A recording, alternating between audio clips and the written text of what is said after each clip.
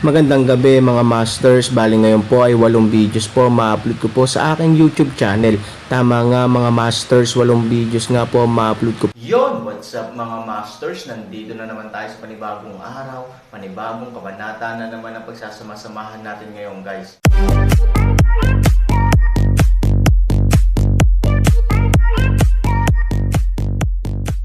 Bali mga masters, kung bago ka pa lang po sa aking YouTube channel, please click the subscribe button, lalong-lalo na po yung notification bell guys, para maging connected pa rin tayo sa isa't isa at maging updated kayo sa mga susunod ko pang video. Bali mga masters, bago natin umpisahan ng kwento ay mag-shoutout po muna tayo para sa mga solid nating tagapakinig. Shoutout kay Pix Bontiwon at shoutout kay Pablito Canyamo. Yun na nga mga masters, no? Bali hindi na ito patagalin. In 3, 2, 1, let's go!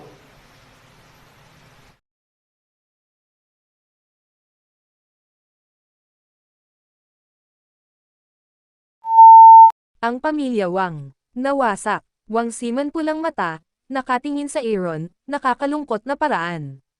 Ano, nagulat si Aaron, bagamat labis siyang nabalisa sa karanasan ng pamilya Wang matapos malaman ang mga maruruming bagay na ginawa ng pamilya Fuye, nang talagang marinig niya ang balita, nagulat din siya mula sa kanyang katawan at nalungkot mula sa kanyang puso. Hindi nagtagal pagkatapos naming umalis sa lungsod, si Fuya at ang kanyang pamilya ay sumugod sa aking bahay kasama ang kanilang mga tauhan at mga kabayo. Pinatay nila kapag nakakita sila ng mga tao, bagaman hindi na nakapagsalita si Wang Siman, naiintindihan ni Aaron ang dugo, at karahasan mula sa kanyang natatakot na mga mata. Parang purgatorio ang eksenang iyon. Pamilya ni Fuye, gusto kong mamatay ka na.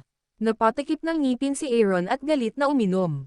Para sa awayan ng dugo ng mga alagad ng misteryosong lalaki at sa buhay ng pamilya Wang, ang pamilya Fuya ay dapat kumuha ng dugo bilang paghihiganti. Siyempre, galit na galit din si Aaron sa kanyang sarili. Kung ayaw nilang isama sila sa Mystic Alliance, hindi sana maranasan ng mga Wang ang kalamidad na ito.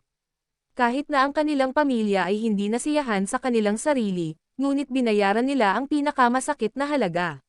Dahil sa matinding pagkakasala ang nakakuyom na kamao at buto ni Aaron. May sakit na manok, huwag mong gawin iyan. May o wala ka, ang pamilya Wang ay mawawasak. Nang makitang si Aaron ay labis na nasasabik na ang kanyang mga kuko ay naipasok pa sa kanyang palad dahil sa sobrang lakas, mabilis na hinawakan ni Wang Siman ang kanyang kamay at umiling. Sumimangot si Aaron at malungkot na tumingin sa kanya. Kasabwat lang ang pamilya Fuya. Ang 4 na masamang hari ang gustong pumatay sa atin. Sabi ni Wang Siman. 4 na masamang hari, Corpse King, Blood God, Bone Demon at masamang demonyo.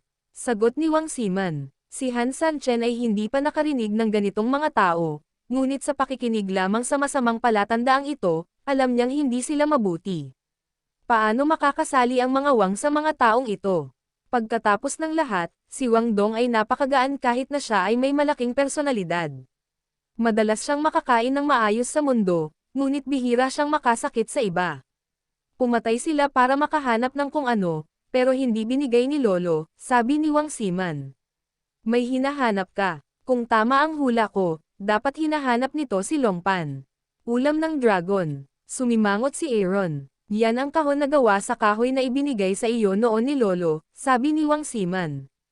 Nang marinig ito, sumimangot si Aaron at itinaas ang kanyang kamay para kunin ang orihinal na kahon na gawa sa kahoy mula sa singsing.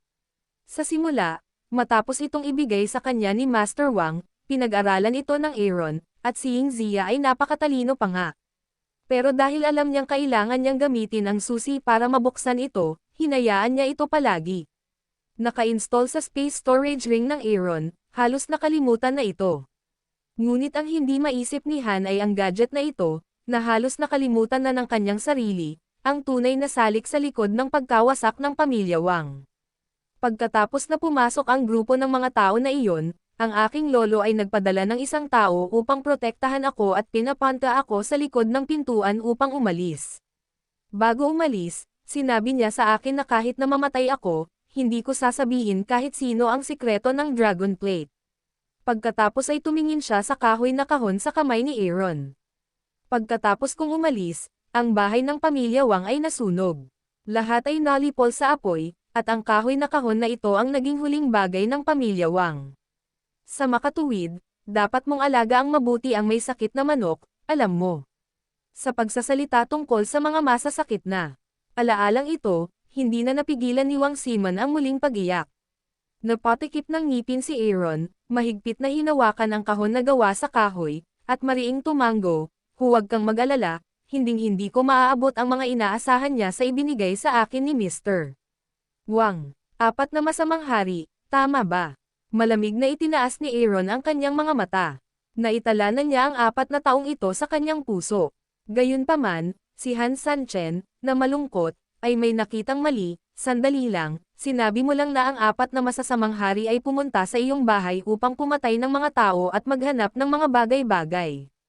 Panipi, ngunit bakit ikaw Gotcheng hinabol ka?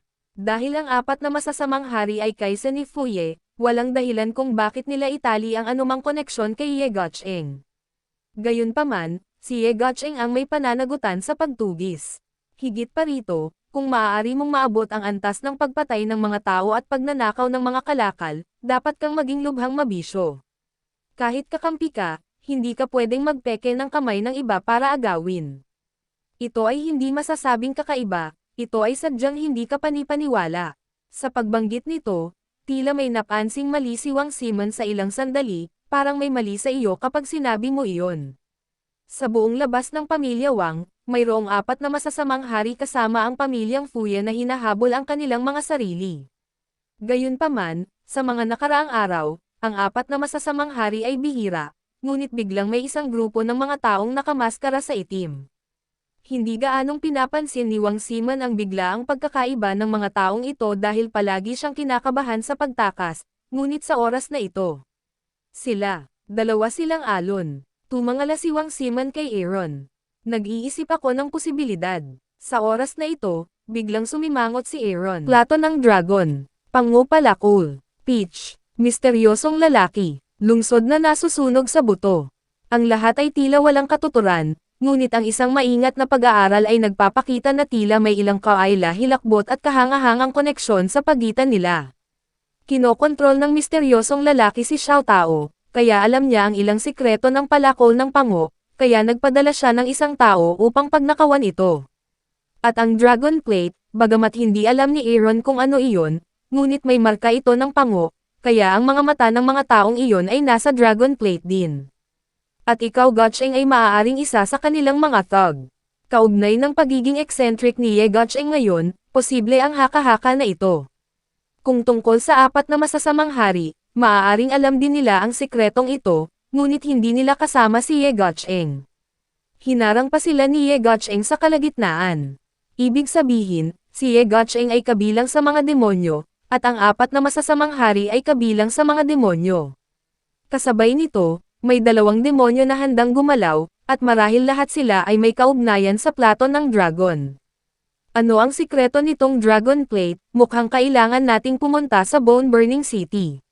Bulong ni Aaron. Itinuro nilang lahat ang bawal na lugar ng angkan ng demonyo. Anong klaseng sikreto ang nandoon? Anong sikreto ang nakatago sa Dragon Plate na ito?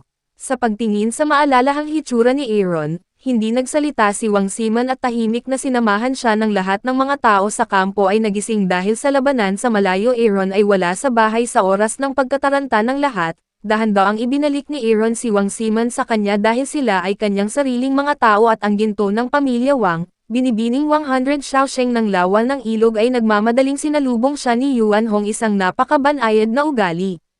Natural na alam nila ang tungkol sa lungsod ng Tianho ngayon. Kapag nakita nila si Wang Simon na nag-iisa, maaari na nilang hulaan kung ano ang nangyari sa pamilyang Wanggo. Tumango si Lu Yuan. Makalipas ang ilang sandali, ang kakaibang posisyon na ito ng mga taong nakomatos at mahihinang mga bata sa harapan at mga kabaong na may mga bangkay sa likod ay nakatakdang pumunta sa lungsod na nasusunog ng buto. At kasama nila, ang undercurrent ng buong 8 wastelands ay umaalon. Kung may tunay na Diyos sa tuktok ng langit na tinatanaw ang buong 8 kaparangan na mundo, dapat makita na karamihan sa mga lungsod sa 8 kaparangan na mundo ay pinagmumultuhan ng itim na hangin mula noon, at ang kanilang mga hiyawan ay walang katapusan, tulad ng purgatorio, sa lupa. Sa mansyon ng Lord of Tianho City, maliwanag ang mga ilaw. May mga buntong hininga sa kwarto ni Fumei. Sa oras na ito, may marahang tumutunog sa pinto. Ilang sandali pa, hindi maayos ang damit ni Fumei at gulat na gulat niyang binuksan ang pinto. Nang makita niyang isa lang siyang utusan, galit na galit siya, sobrang bangis ng mukha niya, at sinampal niya ng malakas ang mukha niya. Hindi mo ba nakikitang may negosyo ako? Kasabay nito, isang gwapo ngunit medyo katulad na lalaki ang sumugod palabas ng silid. Ang bisita ay lumuhad sa lupa sa pagmamadali, Panginoon, hindi ako nang ahas na istorbohin ka ng padalos-dalos, ngunit mayroon akong isang bagay na apurahang iulat. Ano ang bagay? Fumei ay makinig sa mga salitang ito ay medyo hindi masyadong apoy. Bumalik na si General Fu Tian. Sa oras na ito, naghihintay siya sa Yingxia Pavilion. Nang marinig ito, hindi na nagsalita si Fumei at mabilis na lumabas. Pagkaraan ng ilang sandali, dumating si Fumei, kasama ng kanyang mga katulong, sa isang kakaibang malaking silid. May plaque sa silid, na may nakasulat na, Welcome Summer Palace. Marangya ang interior decoration, parang kakaibang reception hall sa main hall. Mayor nang makita si Fumei, ngumiti si Fu Tian, na matagal nang naghihintay, at mabilis siyang tinanggap. Fu Tian, marami na akong nasabi sa iyo, beses. Kapag nasa pribado ako, tawagin mo akong Panginoon ng lungsod, hindi malaki o maliit. Sa malamig na sulyap kay Fu Tian, mabilis na naglakad si Fumei papunta sa upuan sa gitna ng main hall. Pagtingin sa kusya na nakaborda ng portrait ni Su Yingxia sa upuan, ngumisi siya at umupo. Ang nakakapagtaka pa ay mayroong isang larawan din ni Su Yingxia sa lupang natapakan niya sa oras na ito. Oo, medyo napahiya si Lord Fu Tian, ngunit mabilis siyang tumawa at pinuri ang sumunod pangalawa, kumusta? Mahinang sabi ni Fumei, nakuha na ang 3 kalapit na lungsod. Sa Sky Lake at sa Asol na Langit, sinusuportahan ko ang aking pamilya. Ngayon ang aking kapangyarihan ay mas malakas kaysa dati. Yumuko si Fu Tian para magulat, magaling. Mag-enjoy sa Somerset. Tumango si Fumei, oo sagot ng katulong, kumuha ng una na may larawan ni Su Yingxia at inilagay ito sa upuan sa tabi ni Fu Tian. Pagkatapos ni Fu Tian, panay ang pagkakaupo niya, ang lungsod. Hindi, nahanap na rin ng tiyuhin ko. Pagkaupo ni Fu Tian, tiningnan niya ang mukha ni Fumei. Nang makitang maganda ang mood niya, tahimik niyang sinabi, malakas na hinampas ni Bang Fumei ang mesa, at ang buong tao ay galit na galit. Ang paglingon ng kanyang mukha ay mas mabilis kaysa lumingon. Isang aklat, yung murang lalaki, sa wakas handang magpakita. Nasaan siya? Pagtingin sa kanyang mabangis na anyo, lalo na nang sabihin niya kung nasaan siya, ang kanyang mga mata ay gustong lumunin ng buhay ang sinumang nabubuhay na tao. Hindi siya nakaimik. Hindi ko alam kung ito ay nakulong sa Dragon Mountain.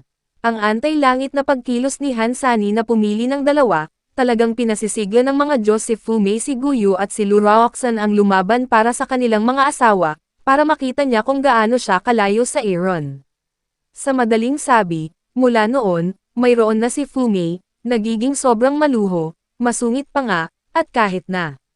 Ang ilang mga abnormal ay madalas niyang makita ang ilang magagandang binata na katulad ng Aaron na gumagawa ng ilang bagay na walang kabuluhan sa silid, iniisip ang ibang tao bilang Aaron, at pagkatapos ay insultuhan si Ivory, patuloy, at nagpapakasawa sa lalaking natutulog na dati ay palihim, ngunit mula noong 7 araw na ang nakalipas, si Shijun ay biglang sumisingaw, nag-iwan lamang ng isang sobre na may mga salita ng, diborsyo, ngunit kung wala ang nilalaman ng diborsyo, siya ay naging mas laganap, marahil, para sa kanya, ang pagtanggi ng isang lalaki tulad ni Aaron, na siyang pinakamataas sa mundo, ay naging isang hindi katanggap-tanggap na pagpapasigla sa kanyang buhay, at ikaw Shijun, ang pag-alis ng walang palom ay lubos na nagpapahiya sa kanya.